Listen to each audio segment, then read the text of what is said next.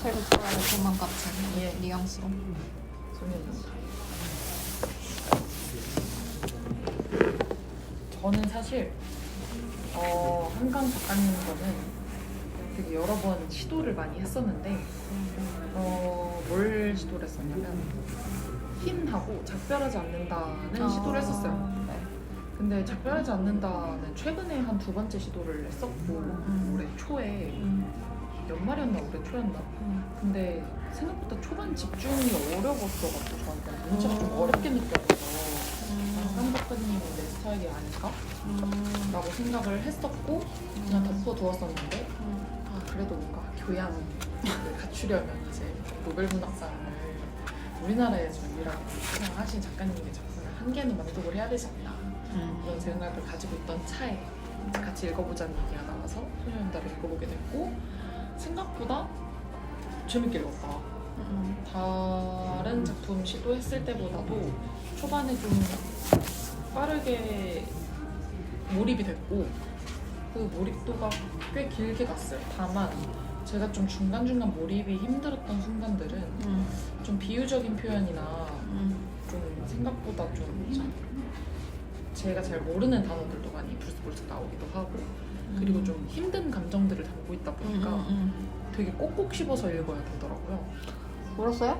안 울었어요. 아오. 안 울었어요. 제가 이제 2번 나눠 읽었어요. 크게는. 작게는 한 4번 나눠 읽은 것 같고 어제 오늘 어제 3시간? 오늘 2시간 해서 한 5시간 만에 만독을 한 것 같은데 물론 지금 이제 에필로그 빼고 에필로그를 읽어야겠지만 집에 가서 저는 어제 은행에서부터 약간 거의 계속 끊어 읽었는데 이게 약간 되게 쭈삣쭈삣 약간 그러니까 그 감정이 약간 북받쳐 오른다는 느낌보다는 갑자기 삐쭉삐쭉 쓰는 포인트들이 있었거든요.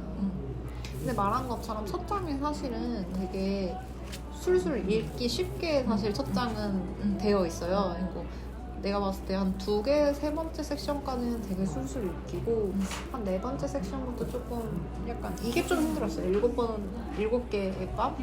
이게 조금 힘들었고 그 다음에는 거의 대부분 술술 읽혔고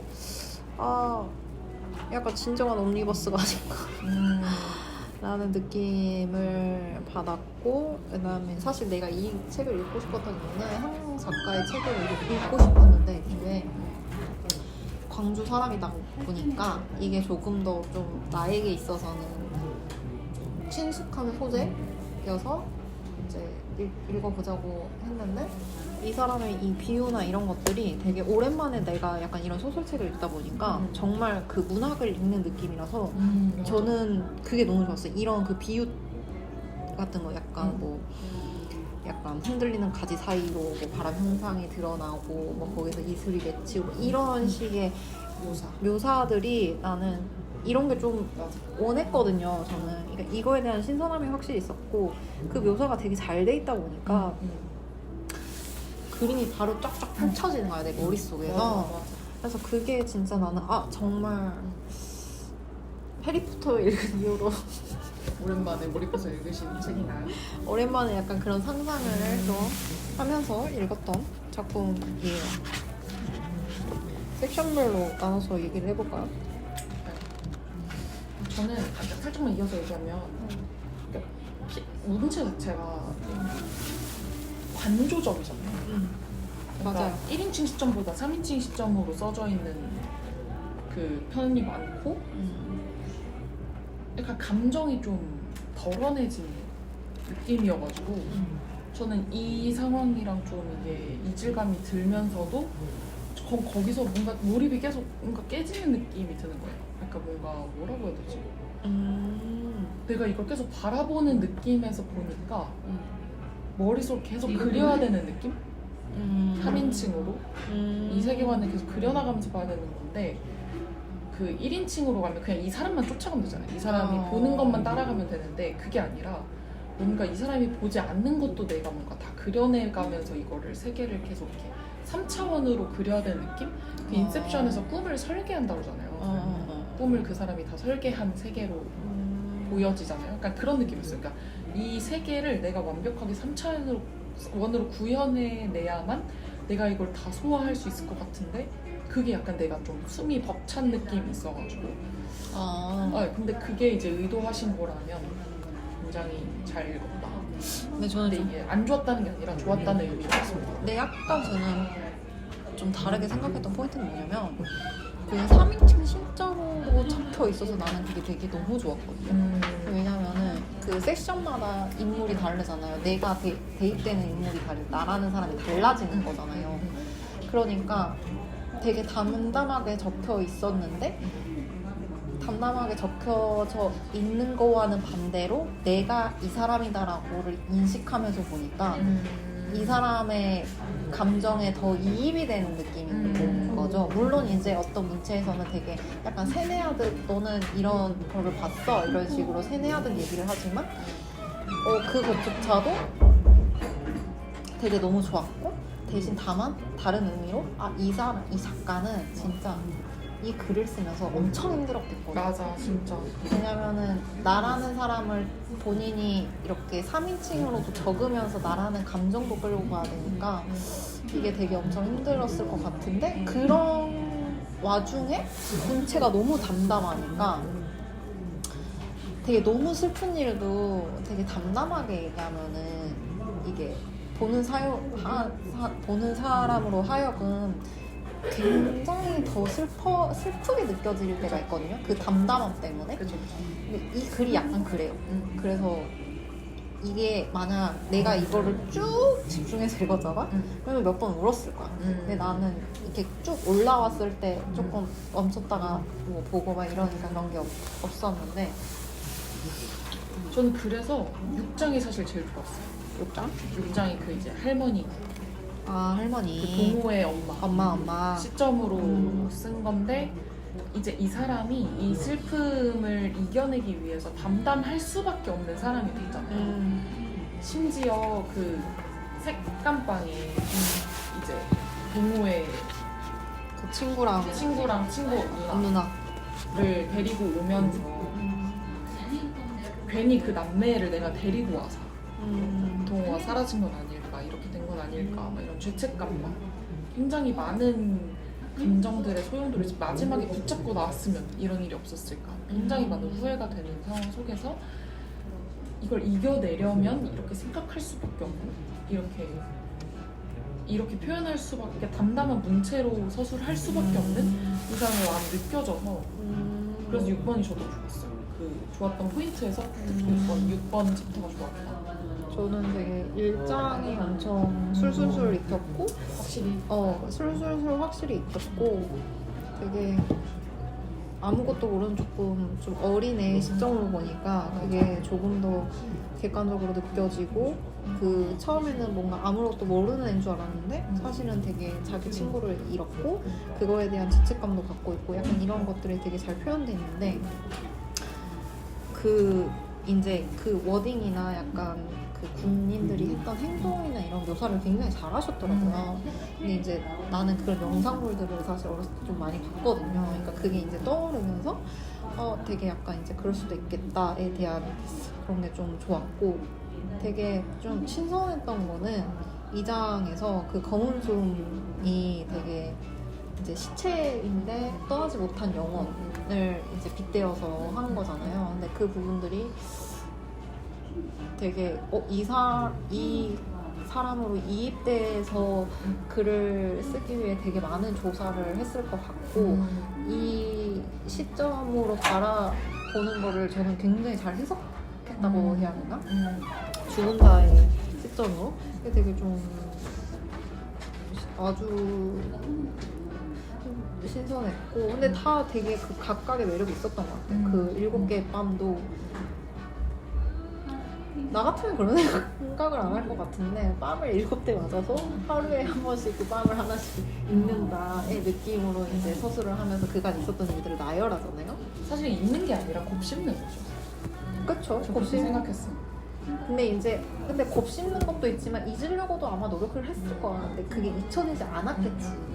그래서 약간 그런 부분도 되게 너무 나는 사실 신선했고 그다음에 세아피 이것도 너무 그 뭐라고 해야 되지? 그들의 잔혹함 이런 것들. 근데 잔혹함 플러스 약간 그 순수한 그들의 의지, 긍지 이런 것도 많이 나타냈고. 근데 이걸 보면서 내가 느꼈던 포인트의 하나는 내가 어디서 읽었는지 어디서 봤는지 누구한테 들었는지도 잘 모르겠지만 영화에서 봤나? 하얼빈에서 봤나? 어떤 그 죄수들이 이제 재판을 받으려고 앉아 있는데 어떤 한 사람 이제 나비가 되게 들어와서 나가려고 했다 창문 밖으로. 근데 그거를 그 조용한 가운데 나비의 날개짓만 이렇게 소리를 내고 있는데 어떤 용기 있는 사람이 그 창문으로 그 헌병들이 이제 서 있는 그 근처의 창문으로 다가가서 그 나비를 잡아서 밖으로 내보내줬다. 그러면서 근데 그게 되게 엄청 엄숙하고 되게 총을 맞을 수도 있고 그렇게 움직일 수 없는 상황에서 그렇게 했다는 그 사람의 모습이 되게 좀 대단하게 느껴졌다라고 서술한 게 있는데 그게 아니? 기억나요? 하얼빈인 것 같기도 한데. 그쵸. 나비가 맨 처음이랑 끝에 나오지 않나? 그랬나요? 하얼빈이었나 봐요. 그거랑 조금 비슷한 느낌으로 그 제주 거기를 읽을 때 약간 그 재판한다고 막 써져 있잖아요. 그때 약간 그런 느낌이 좀 들었고. 밤의 눈동자 뭐였죠? 전 밤의 눈동자가 제일 집중이 어렵긴 했는데 그게 왔다 갔다 하는 거였죠? 네, 그 테이프. 테이프에다가 녹음해달라고 해가지고 맞아요. 회상하면서 왔다 갔다. 그거 너무 어려워요. 저도 이 부분이 싫어요. 이거 다시 읽어야 될 것 같아요. 저도. 결론적으로 은숙이었잖아요. 결국. 은숙이 아니라 그 미싱기에서 일하게 된 여자. 언니였잖아요. 근데 이분이 도대체 이분의 내용을 사실 잘 모르겠어요. 저는 이분의 겪었던 걸 잘 그러니까 좀 애매해. 못 쫓아갔던 거. 잘. 선주 누나. 선주 누나의 얘기인데 선주 누나의 얘기예요? 네. 선주 누나의 얘기잖아요. 왜냐면 그 성희 언니구나. 동호가 맨 처음에 1부에서 그 연두색 셔츠 소매를 걷어입은 선주 누나는 충장로에 있는 양장점 미싱사일 때 주인 내외가 대학생 아들을 데리고 영암의 친척집으로 피하는 바람에 갑자기 할 일이 없어졌다고 했다. 맞아. 근데 그 내용이 이제 나오잖아요. 미싱사까지 가게 된 이유와 거기 부부가 이제 아들을 데리고 가면서 할 일이 없어졌을 때 그 트럭을 쫓아가게 된 이야기. 근데 뭔가 그 성희 언니와의 관계에 대해서 조금 더 조금 적나라하게 묘사돼 있는 부분은 사실 없었던 것 같아. 그래서 조금 더 약간 이질감을 느꼈다고 할까. 그럼 너무 약간 이 시간대랑 이 과거랑 현재를 왔다 갔다 하는 게 뭔가 확 와닿지 않았던 것 같아. 얘가 지금 어디에 있는 거지? 약간 이런 게 자꾸. 근데 그게 의도가 아닐까요? 현재를 살아가면서도 계속 과거가 불쑥불쑥 튀어나오는. 현재를 살아갈 수 없는 저 약간 의미충이어가지고. 아니 근데 그게 모든 것에 맞을 의미가 있지 않을까 그게 생각한 타입이라. 그게 맞을 수도 있을 것 같아요. 근데 조금 이 부분은 어려웠다. 근데 이거를 조금 집중해서 읽으면 이게 좀 가장 슬프지 않을까? 라는 생각도 들고.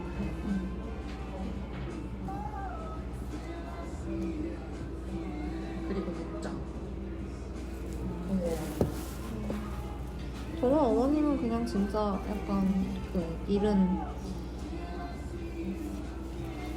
담담한 느낌이지. 지금을 살고 있는 사람에 대한 명확한 얘기라서.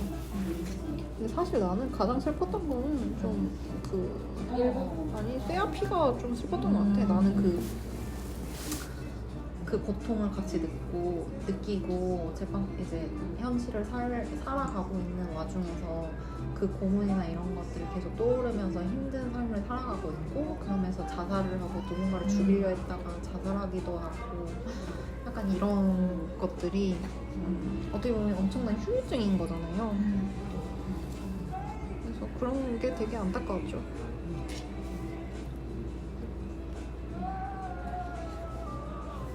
그게 제일 묘사가 적나라하긴 했어요. 직접적이었죠. 생각해요.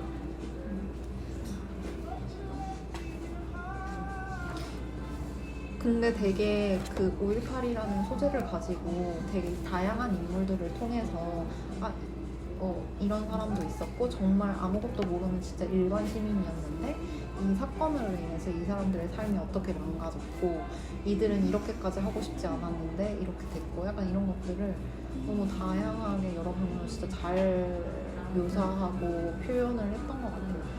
그러니까 이게 여러 인물이 이제 1장에서 어찌됐든 동호라는 아무것도 모르는 제3자 시선으로 많이 드러나고 인물들이 하나씩 관점을 좀 보여주고 심지어 시대도 다르게 어떤 분은 5년 뒤, 어떤 분은 20년 뒤, 어떤 분은 죽고 나서 얼마 안 돼서 그러니까 이런 식의 시점과 관점을 되게 다양하게 사건을 들여다봐 주니까 저도 이게 점점 차원이 확대되는 느낌이 들었고요.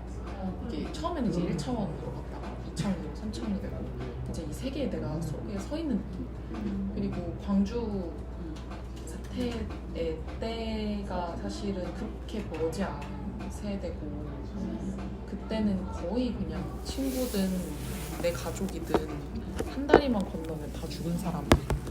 그러니까 온 그 마을이 그 날이 장례식 그 시기가 장례나 차례가 진짜 많은 시기라고 들었어가지고 되게 그 말을 듣고 되게 마음이 아팠었는데 뭔가 그런 느낌이었어요. 제가 그 가운데 서 있고 내 주변의 인물들이 하나씩 죽어가는 느낌. 그래서 이 사태를 겪은 분들은 진짜 이런 마음이었겠구나. 내 옆에 있는 사람, 내 앞에 있는 사람, 내 손을 잡고 있던 사람, 심지어 나까지도 뭔가 이 순간들을 다 맞이하고 경험하고 그래서 되게 궁금했거든요. 제 부모님이 이때 뭐 하고 계셨었는지가 궁금해서 여쭤봤어요. 어제 여쭤봤는데 이제 아빠는 서울에 계셔서 몰랐다고 하더라고요. 몰랐고 그냥 저기 간첩들이 폭동을 일으켰다라는 식의 뉴스만 접했어서 실제로 본인 동네에서 간첩을 신고하셨대요. 그러니까 간첩이 무서워서 간첩의 인상착의 그런 게 그때 엄청 이제 호도됐었대요. 군화를 신고 다니는데 구두에 흙이 묻어있고 막 이런 식의 인상착의를 엄청 듣고서는 기억하고 있다가 그런 간첩인 것 같은 사람이 있어서 신고를 했다고 하더라고요. 그냥 그 정도의 이제 경험으로 기억을 하고 계셨고 엄마 같은 경우에는 그때 부산에서 고등학교를 다니고 계셨는데 부산에는 그나마 그 외국인 기자들이 많이 들어와 있어서 그분들이 직접 광주를 취재를 하고 부산에서 많이들 이제 알고 있어. 언론 쪽으로 조금 표출을 하셨었나 보더라고요. 어떤 사태에 대해서 그러니까 이게 이런 사태다라는 것에 대해서 그래서 사건을 대충은 알고 있었다. 근데 할 수 있는 게 딱히 사실은 없으니까 부산에 계신 분이 그렇죠. 그래서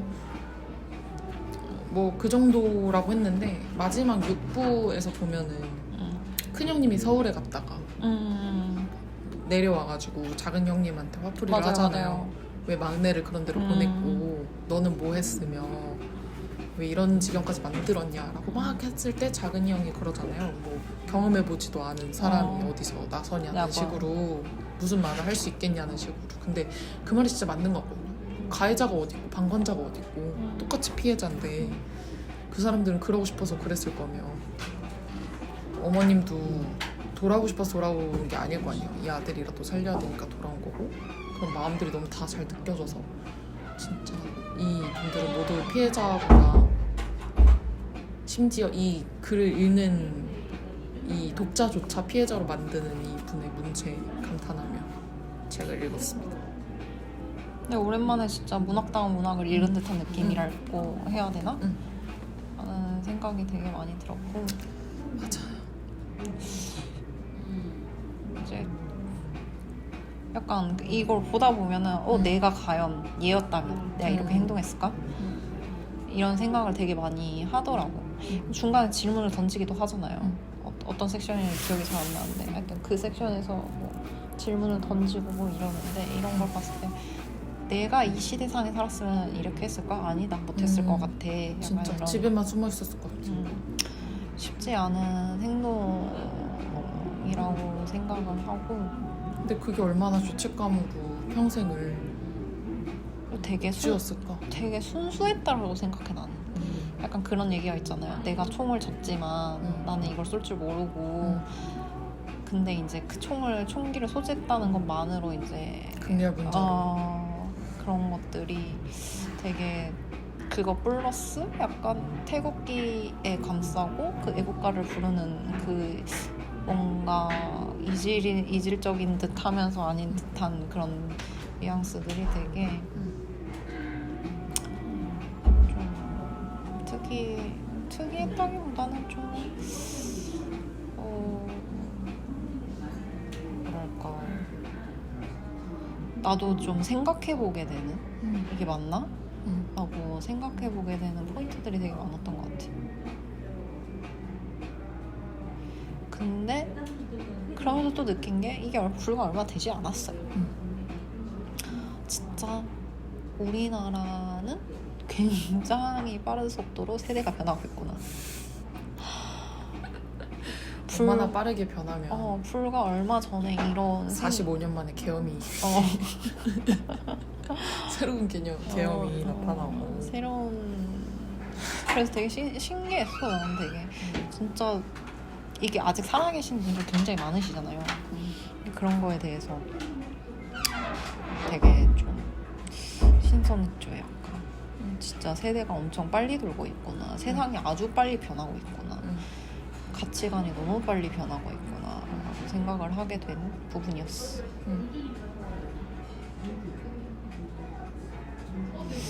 근데 오랜만에 신선했던 것 같아. 이런 문체를 보는 게 진짜 너무 오랜만이어가지고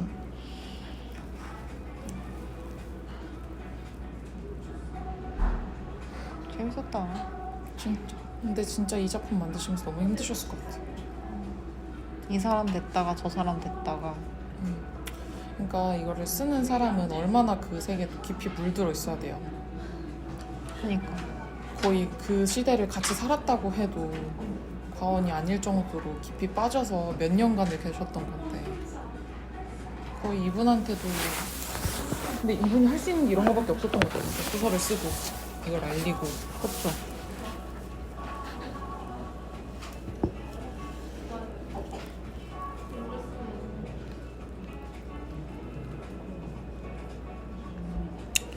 저는 그것도 좀 신기했어요. 저는 소설을 위주로 읽는 사람인데 대부분 그 시제가 현재더라고요. 뭐뭐 한다. 근데 제가 봤던 소설들은 과거형이 진짜 많았던 것 같거든요. 근데 현재형으로 쓰는 문체를 진짜 오랜만에 봐가지고 뭐랄까 그래서 더 현실감이 느껴진 건 아닌가 그런 생각도 들었고 그럴 수도 있는 것 같아. 그게 약간 한강 작가님 매력인가 싶기도 하고 다른 책도 읽어봐야겠어요. 재밌었어요. 이틀 만에 다 읽었다는 건 그래도 확실히 몰입이 됐다는 거다. 읽기 위한 건 아니었고 내가 봤을 때 읽기 위함이 있어서. 한 줄 평 같은 거 하실래요? 한 줄 평? 한 줄 평.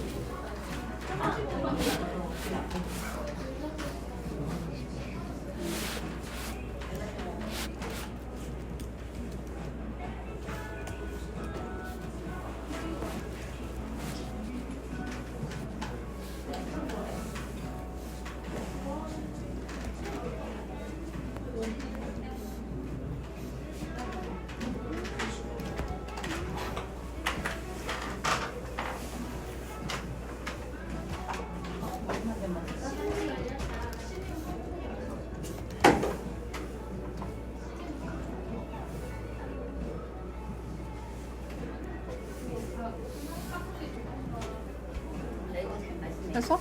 아, 지금 했어요. 써놓으셨어요? 네. 뭐라고 하세요? 어린 소년이 나에게 새로운 역사의 시작을 알려줬다. 감정을 좀 담아주실래요? 네? 감정을 좀 담아주시겠어요? 감정을 담아서 좀 다시 읽어볼까요? 아, 네네네. 얼마큼 담아요? 민망하지 않을 정도로. 어린 소년이 나에게 새로운 역사의 시작을 알려줬다. 선생님은요? 좋다. 선생님은 저는 어떻게 표현한 거죠? 파닥이고, 어? 파닥이고, 응. 진익이고, 시퍼렇게 진물이 흐르면서도 살아남아가고 있는 사람들. 야, 너 왜 이렇게 받침 어려운 거? 아니, 여기 다 나오는 표현들을 쓴 거예요. 아, 그 그래? 어린 새가 파닥인다고 하더라고요. 파닥이는 어린 새가 맞아요. 처음이었고. 선생님 텍스트 좀 주시려지. 잠깐만요. 보내드릴게요. 이제 맞춤법을 잘 못 봐가지고요. 한국인인데, 보내드릴게요. 선생님 책을 아주 열심히 읽으셨네요. 아, 그럼요. 열심히 꼭꼭 씹어 읽느라고 5시간이 걸렸습니다. 비유적으로 엄청 잘 쓰셨네. 바닥이고 진이고 시퍼렇게 맞아. 어떤 장면인지 기억난다. 하나만 하고. 어린 새는 파닥였고, 그치. 검은 숨에서는 이제 시체가 진이겨졌고, 그 다음에 뺨을 맞고는 시퍼렇게 멍이 들고, 그 다음에 쇠와 총을 맞고서는 이제 여기 모나미 볼펜? 진물이 나고 뼈가 보이고. 하지만 5번째는 이제 그럼에도 죽지 말자. 죽지 않고 살아가면서 그게 이제 마지막에 할머니까지 이어진 이야기라고 저는 생각이 들어요. 아주 한눈평을 책의 언어를 담아서 잘 쓰셨네. 이런 것도 뭔가 약간 기깔나게 좀 쓰고 싶은 욕심이 있기 때문에. 역사의 시작을 알려줬다. 근데 되게 담백하게 딱 좋은 것 같아요. 그래요? 네. 감정을 넣지 않았죠. 동호가 새로운 역사인 게 좋네요. 이전의 역사가 아니라. 작년 겨울부터 또 다른 새로운 역사를 쓰고 있잖아요. 작년 11월 3일부터. 끝나지 않았죠? 오늘 되게 재밌는 아시죠? 맞아요. 오늘 네. 그 누구님 그 차장님 나오시고. 네, 맞아요. 네, 오늘 가서 뉴스를 또 열심히 봐야 된다고요? 오늘 또 명언이 또 나왔을 수도 있어요. 그니까요. 기대가 아주 매우 됩니다.